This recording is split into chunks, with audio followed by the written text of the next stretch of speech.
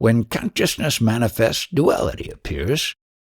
If you want to remember our coming here this morning, treat that as the highest God which gives us the sense of presence, this conscious presence, which makes us feel that we exist, we are alive, we are present.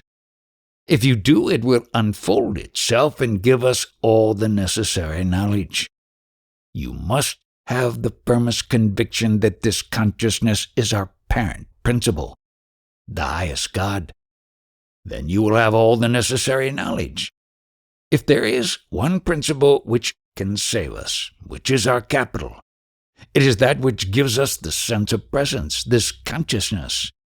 Be one with it, pray to it, and treat it as the only God. Whatever we have, whatever we acquire, is only because of this consciousness. And to be one with it, we don't require any implements, any instruments, any money. There is no expense involved. This consciousness is free of inhibitions, any conditions, and being without obstructions, it is totally free. If we resort to it, it will also make us free. Why is it that the jnani is not aware of the universal knowledge? Why is the space unaware of anything that has happened? How is it that the sky is not affected by events happening on earth? Beyond the four elements, air, water, fire, earth, the space is always there. What is meant by a pure heart? Please don't ask frivolous questions. Whatever energy one has to spare, let us spend it on valuable questions. One question usually leads to another, and there's got to be a starting point somewhere. So a question like this is moving ahead a little bit, stimulating more questions. Interpreter, here it should be the other way. The frequency or the intensity of questions should be getting less and less. If your questions are multiplying, something must be wrong somewhere. Yesterday I came here and found the I am. What do I do now? Nothing else. That is all. You forget it and go. I have been to Tiruvannamalai quite a number of times in Ramana Maharshi's ashram. A German lady there showed me a book on the teachings of Maharshi and told me a similar teaching and philosophy existed, that given by Maharaj. How long have you been going to the Ramana ashram? Only for the past 5 years. Interpreter, did you read his book? I am that. I only read 1 or 2 questions on the subject of death. You have been reading Ramana Maharshi's book and found it interesting? In what did you find it so with reference to yourself? My orientation has been basically Advaita Vedanta, so that I have been reading his book. Having read those books, would you like to ask any questions? I am feeling happy in trying to follow this philosophy. Is there a necessity to meet a living guru, or is it sufficient to have faith in a guru who has left his body? The aim is to awaken yourself to the faith in the self I am. That is the entire purpose. So whatever is inducive to that development you may accept. Supposing you have faith in a living guru, then accept a living guru. If you have faith in a guru who has left his body, accept that guru. But is there more benefit to one type over the other? When you were not knowing anything, what was the first thing you came to know in your whole lifespan? The self, and then came other things. You started with knowing nothing, including you did not know yourself. So what is it that you started knowing first? I started reading the Gita, reading Krishna. You did not know yourself either, so where is the scope for Gita? At this time of your life, when you were not knowing yourself, what was the first thing you came to know about? You started knowing so many things. After you started knowing yourself, you came to know I am. And then you came to know other things. How did that happen? It happened probably because of my previous karma, my prarabdha karma. These are all stories you have heard. After you came to know yourself, you started knowing so many things. But what knowledge did you have before even you came to know yourself? One comes to know all kinds of worldly things, but the world does not bring me any happiness or pleasure. But reading these books, please reply to the question. I have probably not understood properly the question. How did you come to know your own self? Afterwards, you can do so many things. How did that happen? The self came to know this body. First of all, this knowingness appeared. The knowingness I am. Later on, you embraced the body. Correct. Hold on to this only. Don't ask any questions. I am addressing the consciousness. Am expounding consciousness in terms of the same consciousness. You came to know yourself, I am. To abide in that is itself the bhakti, the devotion. Before the appearance of I amness, where is the devotion? I have a question. I have not heard anyone starting questions. I gave you special time for that, but you did not speak up. Whatever you have heard applies to you totally and exclusively. Accept that fully. The state you were in before you embraced the body as yourself, that state is the guru of all gurus. That is the Brahman. Not even the Brahman, it is Para-Brahman only. Subsequently, you began to fall into grosser states, and finally you embraced the body as yourself. Before you occurred to yourself as I am, you were in the highest state, the guru of the gurus, the Para-Brahman state. Later on, you started filling up with all kinds of grosser matters, and you came down to this body sense, I am the body. So all these impurities have to be removed. Until then, you have to stay put in quietude. Your fall started with the appearance of that beingness I am. With the appearance of this knowingness I am, the next fall was embracing the body as I am, and then you gathered so many things unto yourself. Hold on to the state of knowing yourself as I am as the truth. All the other things you have gathered to yourself are unreal. And you, my friend, pointing to a particular visitor, presently you are in quietude. Is it on this side of sleep or on the other side? You are only the consciousness feeling the consciousness. Consciousness touches the consciousness. You are heading for that experience, known as death, of which you have heard. And you have to realize how that death experience is unreal. With all our experience in the world, and notwithstanding all our struggles there, we are heading only towards the inevitability of death. But that death is unreal. If death were real, then the death of one animal would signify the end of the entire species. So long as the consciousness I am is not stimulated into knowingness, there is no knowingness at all. That very stimulus, that I amness, is the source of the entire manifest world of yours. In the absence of the awakening of this I amness, where is the question of mine and thine? Only after the appearance of I amness, I and others come into play. Without this I amness, there can be neither I am nor others. If you investigate this aspect of spirituality, then there is no question of birth and death. But if you don't investigate this particular aspect, you remain involved in the cycle of birth and death. If I know myself, if I realize myself, may there be a transformation in my worldly life? What do you mean by worldly life, and what do you mean by transformation? Your worldly life is all your concept, is all your mind only.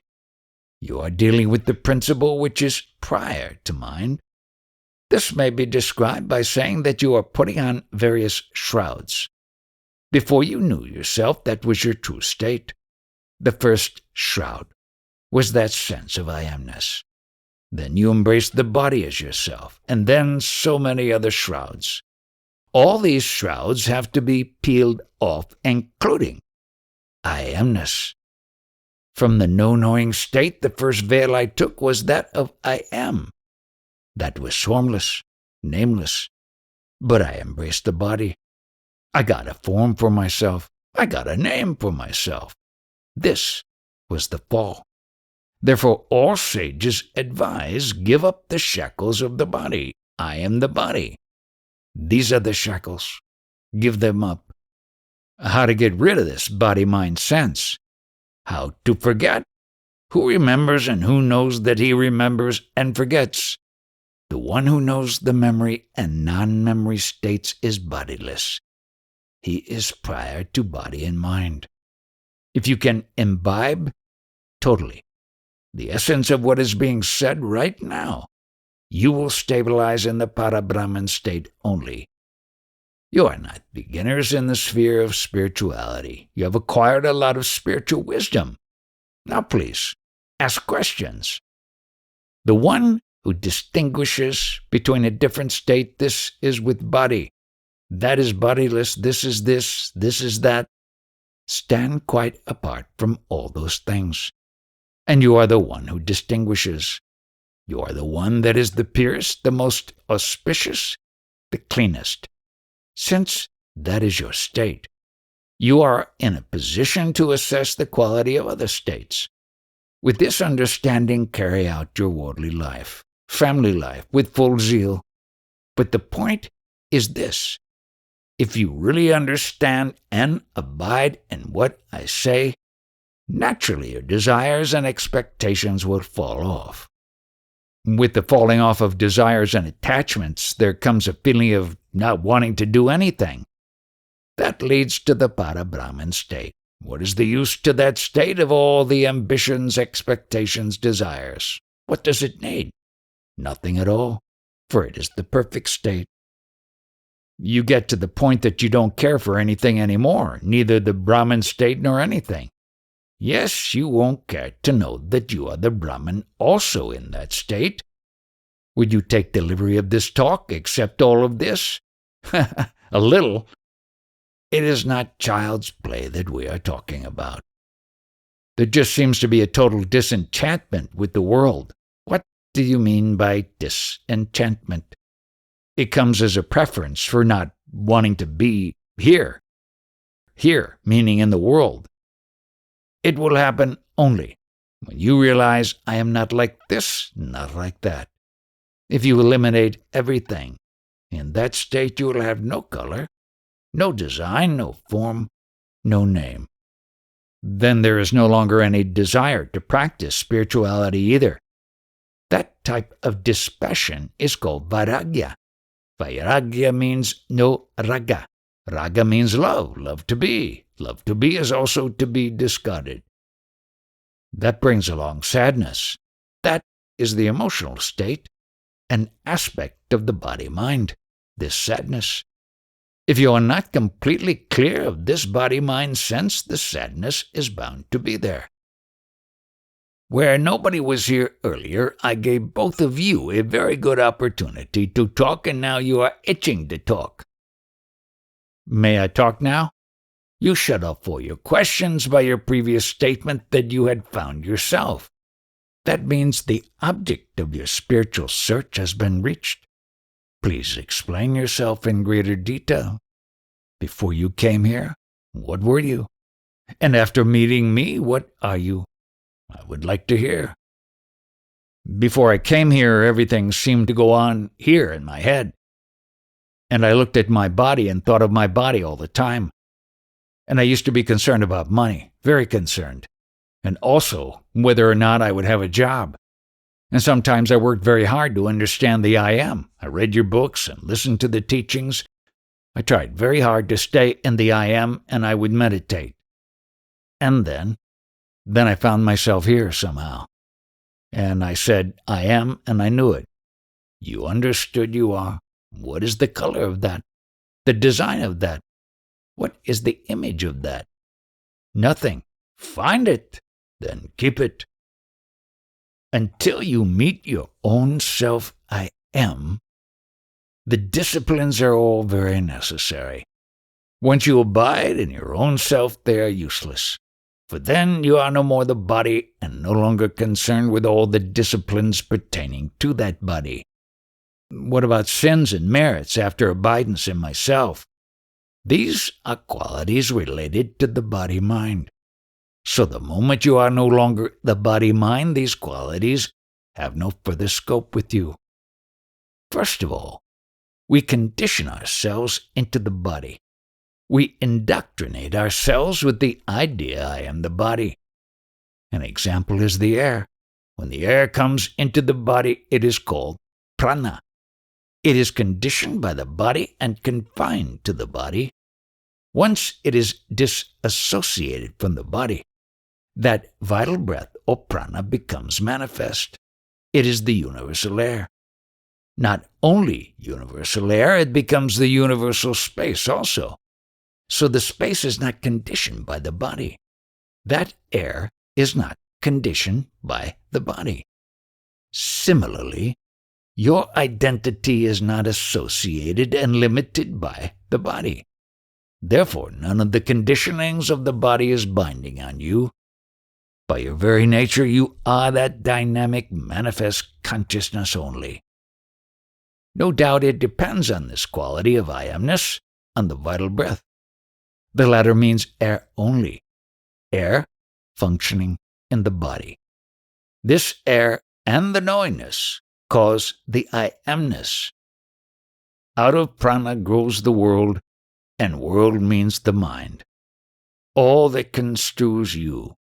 So when the vital breath quits, there is no more I amness. But that does not die off and remain like a dead body. What is liberation?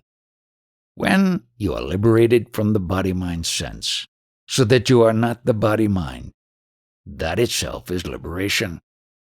My language may not satisfy you, but don't get upset by that. You should try to understand the meaning behind my words. When you are really liberated, when you firmly come to the conclusion, I am not the body, nor the vital breath, the illumination is perfect. Are you the vital breath? Pay attention to the vital breath. Are you the language because you can voice the language? Can you be the language? Similarly, I lead you to consciousness. You are in a position to watch consciousness. Therefore, you cannot be the consciousness. You must fully employ your faculty of discrimination and investigate. Before we are caught up with this body-mind sense, we are the Para-Brahman only. But the moment this I amness appears, we embrace this body-mind as ourself. And then we are involved with all the concepts and all the problems of the world. That knowingness, that realization has no color. For one who has realized all this, there is Brahman, the godly state, and the one who knows this godly state is the Para-Brahman state. To one who knows the Brahman state, does the world still appear? When it is qualitative I amness state, the world is. Once this state is transcended, there is no world. In the I amness, in the consciousness, the manifest world is there. In the no I amness state, there is no world. The knower of this I amness state and the world within that knower state, there is no world. But in the I amness state, there is a world. But the knower then knows the world. The Para-Brahman knows the world. This cigarette lighter, you see, that flame is like I amness. When the I amness appears, the world also appears. You, like Para-Brahman, is watching that. When there is no flame, you see nothing. When the flame is there, I amness has appeared. Therefore the world has appeared. So in Para-Brahman you can know both the world and no world? Everything depends on the appearance of that consciousness. If that consciousness is there, then also witnessing of the world happens. If there is no consciousness, then there is no world. Why do you know anything right now? Because I am. Because of that I amness, you know the world. 100 years back you did not know anything. Then you were this Para-Brahman, because the I amness was not yet there. Can I still be the Parabrahman now? This is no joke, but you can become Parabrahman right now. Only it is not a commodity that you can acquire. You, 100 years ago, were the Parabrahman. Give me all the information about that state of 100 years back. Focus your attention only on that consciousness I am. Don't be led astray by all the so-called spiritual disciplines and rigmaroles. Does this consciousness within the body have anything to do with the universal consciousness? One is the expression of the other. If the pulse were not there, could that which is considered the individual body do anything in the world? The life force, the breath, is the expression of the mind and the consciousness. When you talk of one, the others have to be there. All the three are made one complex. Without one, the others can't work. Now, the difficulty arises because what this consciousness is at once, the universal consciousness, that is the feeling of presence. I am presence. Not I am present, or you are present, or he is present, but unfortunately, the identification is with the body, and I am not the whole, but a divisible part of the whole. And therefore one thinks in terms of acquiring something. But when one sees the situation as it really is, that no individual is involved, that what is present is presence as a whole, in merely the expression of the Absolute, then the moment this is perceived, there is liberation. Liberation is nothing else than seeing this with full conviction. What is the relationship between consciousness and the body? The consciousness, in order to manifest itself, must have a form. And the form is the body. And the body is made up of the essence of the 5 elements constituting the sustenance for the consciousness. Without sustenance, in the form of the body, whichever body it may be, that of a worm, an insect, or a human being, consciousness could not sustain itself. It is the food essence which sustains consciousness. If the various forms of manifestation are merely the expression of universal consciousness, why is there the feeling of individuality in different forms? Why should each form consider itself a separate one? As soon as that which is the unicity manifests itself, the very manifestation signifies duality. Manifestation means there has to be a subject and an object. Manifestation in space-time means divisibility. And it is the very nature of consciousness that as soon as it manifests itself, there are opposites, evil, good, large, small, etc. From the moment the manifestation takes place, duality is its very nature, and this must express itself. As soon as there is this manifestation, there is the question of duality. Even in the 5 elements, the air, fire, and water are themselves opposites. So the manifestation itself means duality. If I say that I am ill, what does it mean, really? For the sake of communication, one uses the word I. But strictly speaking, I have nothing to do with the form. The illness is on that because of which the form is made and is felt in the consciousness. And I am really neither the form nor the consciousness, which manifests itself in the form. But for the sake of communication, one says, I am ill, I am worse, I have grown weak, or I have grown stronger. But that is merely an expression of the change in the essence of the form. But growing weaker or stronger, undergoing illness or otherwise, has nothing to do with it as such. There are innumerable languages, not only among human beings, but also among forms of being other than the human being. But that on which the language is based, that is, the mind and the consciousness, does not change. The conditioning which has taken place on that consciousness, right from the beginning, is the basis of the language of that particular form. Therefore, there are innumerable forms in any number of languages. Now, there is a very subtle point in analogy regarding the ordinary language which we know and the spiritual language which we do not yet know. That to which one has been conditioned right from the beginning. That language does not need any special effort for anyone to learn. He or she gets used to it from early childhood, from the earliest conditioning. How?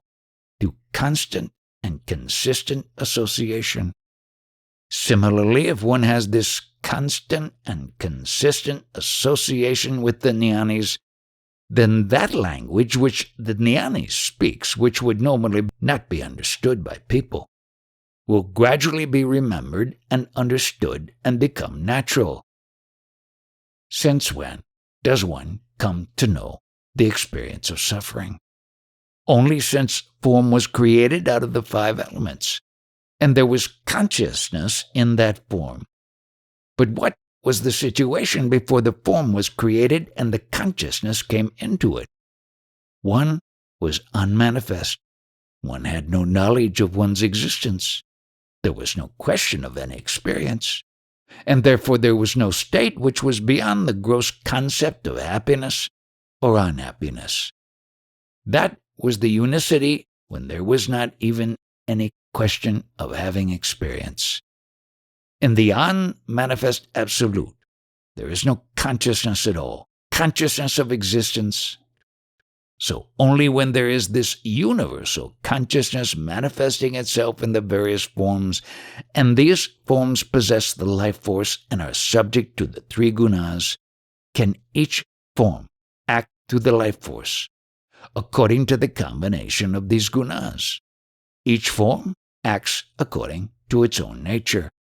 It is only when the identification takes place, and I begin to think that I am acting, although it is only the combination of the 3 gunas that acts, that I assume quite unnecessarily the responsibilities and consequences of those actions, which properly are not mine at all. The actions would have taken place in any case, depending on the 3 gunas and the life force. It is amazing, almost silly, that anyone could think that he or she is acting. This is what happens. The waking state before the other gunas start is from the sattva guna. That is total harmony. In that split second when one wakes up, there is total love, total kindness. There is no question of selfishness. So the waking state is of the quality of the subsequently. There are the physical activities caused by necessities, nature, and duties. These derive from the rajas guna. All these activities take place by themselves. But one starts saying, I am doing this, identifying and taking on the responsibilities. That is the work of the tamas guna,